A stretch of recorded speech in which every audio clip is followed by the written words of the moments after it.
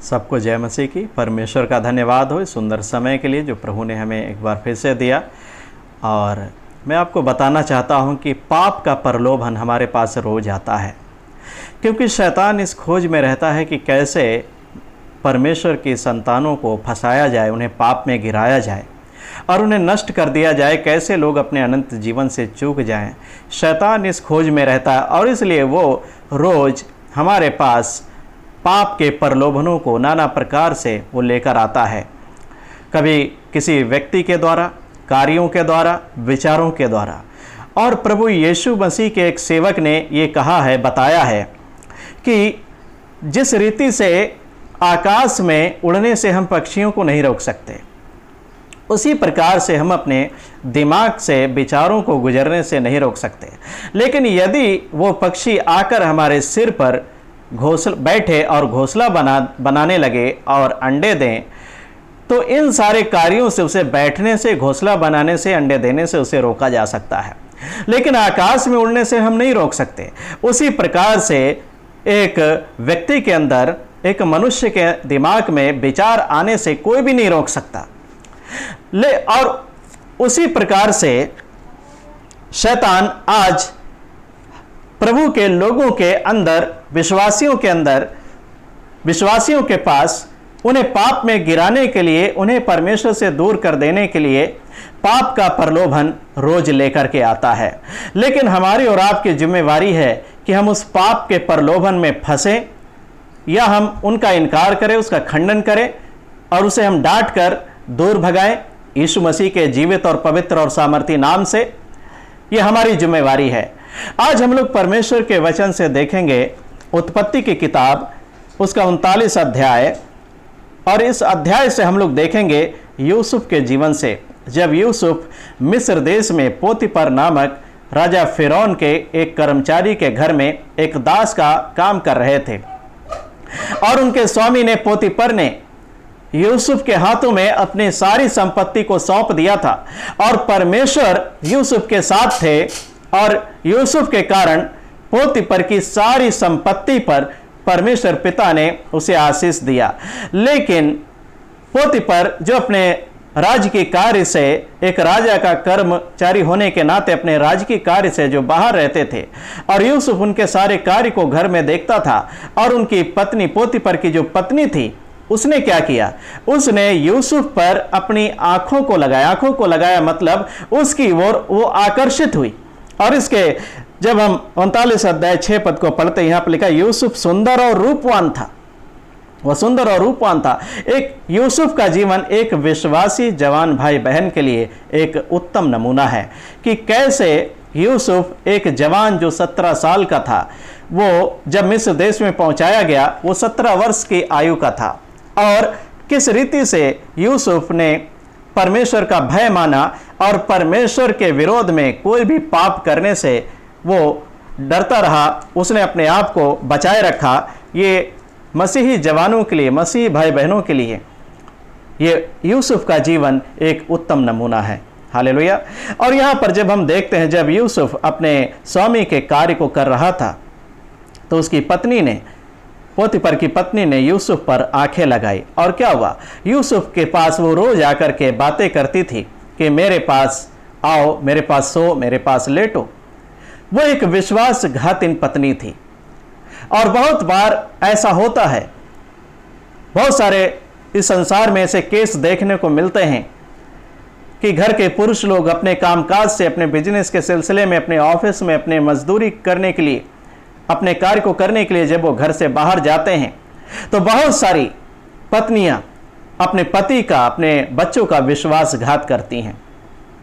अपने पति के घर से जाते ही उनके पीछे वो किसी दूसरे पुरुष के साथ व्यभिचार करती हैं, कुकर्म करती हैं। बहुत सारे पुरुष अपने पत्नी का विश्वासघात करते हैं और विश्वासघातियों का दंड परमेश्वर उनको बिल्कुल देगा। क्योंकि मलाकी की किताब में जब हम पढ़ते हैं, उसके 2 अध्याय में, तो परमेश्वर कहता है कि तुम अपनी ब्याही हुई स्त्री के साथ विश्वासघात मत करो, या कोई स्त्री अपने पति के साथ विश्वासघात ना करे, क्योंकि परमेश्वर सब विश्वासघातियों को दंडित करेगा, उन्हें नष्ट करेगा। और यूसुफ के पास लिखा है इसके 39 अध्याय के 10वें पद में लिखा है, और ऐसा हुआ कि वह प्रतिदिन यूसुफ से बातें करती रही, पर उसने उसकी ना मानी कि उसके पास लेटे या उसके संग रहे। तो यहां पर देखिए, यूसुफ के पास ये पोतीफर की पत्नी रोज उसे बातें करने के लिए आती थी कि तुम, मेरा पति घर से बाहर है, तुम आकर के मेरे साथ सो, मेरे साथ रहो, मेरे साथ लेटो।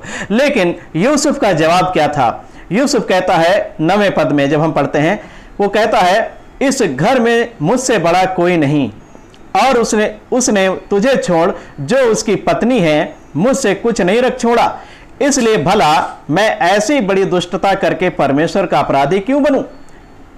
यूसुफ के पास रोज पाप की अभिलाषाएं आती थी, पाप का जो प्रलोभन था वो रोज आता था, लेकिन यूसुफ रोज उनको क्या करता था? इनकार करता था, उनको खंडन करता था, उसको बिल्कुल अपने से दूर करता था। प्रभु की जो संतानें हैं, जो परमेश्वर के चुने हुए लोग हैं, शैतान इसी प्रकार से रोज उनके पास पाप के प्रलोभनों को लेकर आता है कि किसी न किसी रीति से परमेश्वर की संतानों को फंसा करके वो पाप में घिराए और उन्हें नष्ट कर डाले, और लोग अपने अनंत जीवन के प्रतिफल को खो दें और शैतान के साथ नरक में डाल दिए जाएं।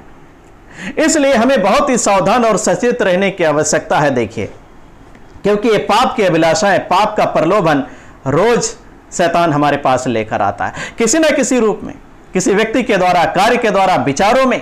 और मैंने आपको बताया, विचारों को दिमाग में आने से कोई नहीं रोक सकता, आंखों को देखने से कोई नहीं रोक सकता, लेकिन हमारा उद्देश्य क्या है?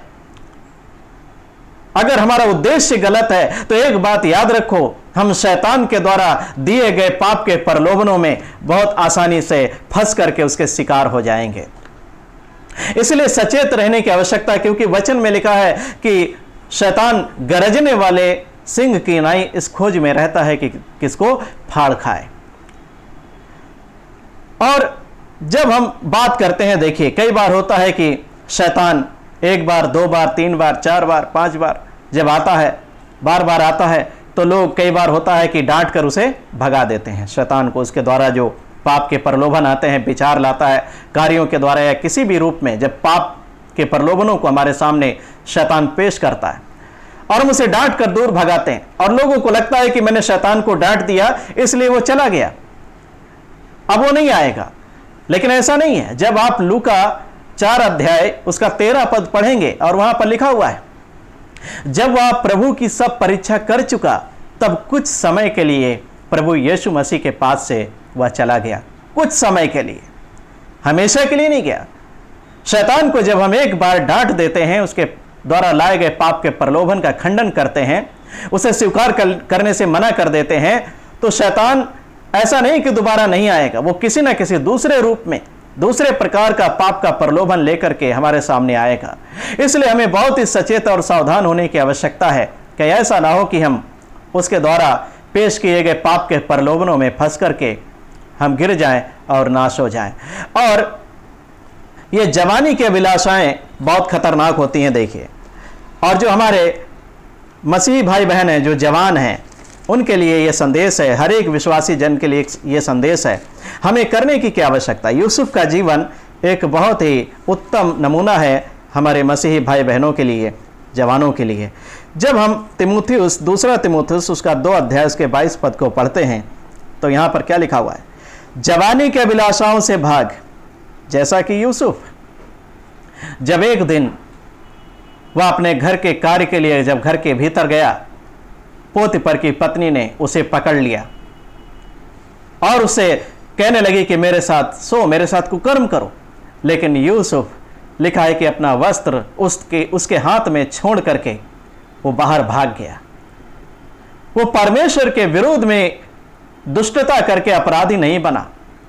वो निर्दोष होते हुए भी जेल खाने में, कैद खाने में जाने का उसने स्वीकार किया, लेकिन परमेश्वर के विरोध अपराधी बने, परमेश्वर का अपराधी बने, ये उसने स्वीकार नहीं किया। परमेश्वर के विरोध में उसने पाप करना स्वीकार नहीं किया, परंतु निर्दोष होते हुए भी जेल में जाना उसने स्वीकार किया। और यहां पर हमें यूसुफ के समान लिखा हुआ है, दूसरा तीमुथियुस 2 अध्याय उसके 22 पद में, जवानी के अभिलाषाओं से भाग। और जो शुद्ध मन से प्रभु का नाम लेते हैं उनके साथ धर्म और विश्वास और प्रेम और मेल मिलाप का पीछा कर। आमीन। देखिए, शैतान से हमें लड़ने के लिए, उसके सामना करने के लिए हमसे कहा गया है। जो हमारा शत्रु शैतान है उसे हमें लड़ना है। आत्मा के सब हथियारों से अपने आप को लैस करके, आत्मा के हथियारों को धारण करके, जो इफिसियों 6 अध्याय में लिखे हुए हैं, उन सारे हथियारों को धारण करके हमें शैतान का सामना करना है, उसे लड़ना है। लेकिन जब जवानी के अभिलाषाओं की जब बात आती है, व्यभिचार के पाप की जब बात आती है, पाप की जब बात आती है, तो वचन कहता है अपनी जवानी के अभिलाषाओं से भाग। जैसे कि यूसुफ भागा, उसने परमेश्वर के विरोध में कोई पाप नहीं किया। हमें पाप से अलग रहना है, दूर रहना है। जब कभी भी पाप का विचार या कुछ भी ऐसा आता है जो परमेश्वर के वचन के विरोध में, तुरंत उसका यीशु मसीह के नाम से खंडन करो, उसे डांटो, अपने अंदर से उसे बाहर निकाल दो, उसका इनकार करो। क्योंकि पाप एक बीज के समान है। यदि हम उसको अपने हृदय में, अपने जीवन में, अपने अंदर पड़ा रहने देंगे, वो हमारे लिए मृत्यु को उत्पन्न कर देगा, वो हमें नरक तक लेकर जाएगा। और लिखा है वचन में, परमेश्वर की आंखें ऐसी शुद्ध हैं कि वो बुराई को, पाप को देख नहीं सकती। तो परमेश्वर जो पवित्र है, वो हमसे क्या चाहता है कि हम उसके समान पवित्र बने। जैसा कि वचन में लिखा है कि तुम परमेश्वर के पुत्र की पहचान में एक होते जाओ। उसकी पहचान में एक होने क्या है? उसके समान, जैसा यीशु मसीह है, जैसा परमेश्वर है, हमें वैसे ही होने की दिन प्रतिदिन आवश्यकता है, पवित्र होने की आवश्यकता है। इसलिए पाप की अभिलाषा है, पाप का प्रलोभन शैतान रोज हमारे पास लाता है और रोज हमें उसका खंडन करना है, रोज उसका इनकार करना है, रोज अपने अंदर से बाहर निकालना, अपने आप को शुद्ध करना है, तुरंत क्षमा मांगना है प्रभु से। कहीं ऐसा ना हो कि हम पाप के प्रलोभनों में फंस करके नष्ट हो जाए और शैतान हमें नरक तक लेकर जाए। इसलिए याद रखो, जवानी के अभिलाषाओं से भागो जैसा कि यूसुफ भागा, और जो शुद्ध मन से प्रभु का नाम लेते हैं उनके साथ धर्म और विश्वास और प्रेम और मेल मिलाप का पीछा करो। आमीन। तो इसी प्रकार से हमें हर एक पाप की अभिलाषाओं का, पाप का खंडन करना है, उसका इनकार करना है, क्योंकि शैतान रोज हमारे पास पाप की अभिलाषाओं को लेकर आता है, पाप के प्रलोभनों को लेकर आता है। और एक विश्वासी की, परमेश्वर के संतान की जिम्मेवारी है कि हम रोज परमेश्वर के वचन के द्वारा प्रभु यीशु मसीह के नाम से पाप का खंडन करें और अपने आप को शुद्ध और पवित्र बनाए रखें। और मैं आपके सामने कुछ एक पदों को पढ़ना चाहता हूं, विशेष करके जवानों के लिए है। सभोपदेशक उसके 11 अध्याय 9 और 10 और 12 का पहला मैं आपके सामने मैं पढ़ना चाहता हूं। यहाँ पर लिखा है, हे जवान, अपनी जवानी में आनंद कर और अपनी जवानी के दिनों में मगन रह, अपनी मनमानी कर और अपनी आंखों की दृष्टि के अनुसार चल, परंतु यह जान रख कि इन सब बातों के विषय परमेश्वर तेरा न्याय करेगा। जवानों को विशेष करके यहां पर सलाह दी गई है